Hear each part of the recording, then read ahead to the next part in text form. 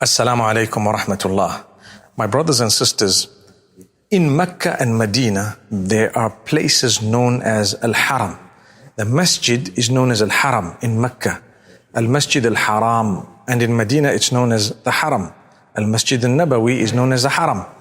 And then there is an area in the city of Mecca and the city of Medina, which is Haram from a certain place to a certain place. So the entire city is also known as the Haram city.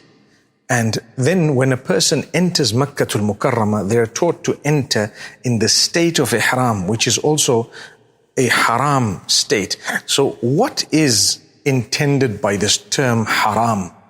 Haram actually means prohibited. So it's a prohibited city, it's a prohibited condition, it's a prohibited place, and it's a prohibited mosque. What is prohibited in these things? If you take a careful look at it, there are certain things prohibited in the condition, in this masjid, in this area. That's the reason why it's called Al-Haram. And it's not a mistake. You know, people think haram and haram are two different things.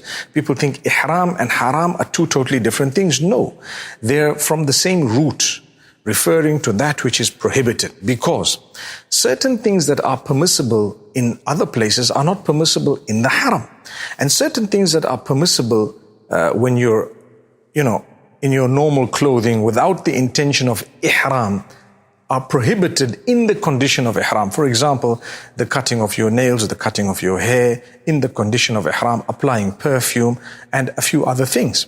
And when you come into the sanctity of that haram, and they call it al-haram as well, there are certain things you are not allowed to do. For example, you shouldn't be hunting in the condition of ihram, and in the haram itself, you don't kill animals, you don't kill the insects, you don't go to war with someone, you watch your tongue, you be careful what you say, what you do. All this is haram because you're in a place that is supposed to be filled with peace. And it's the highest level of peace. Everything should be at peace in that area. That's the idea of this term haram, that is referring to the condition or the state you're in when you're going to engage in the pilgrimage, major or minor. Similarly, the masjid known as Al-Masjid Al-Haram or Al-Haram, and similarly the place which is Mecca and Medina. The Prophet ﷺ says that these are prohibited places.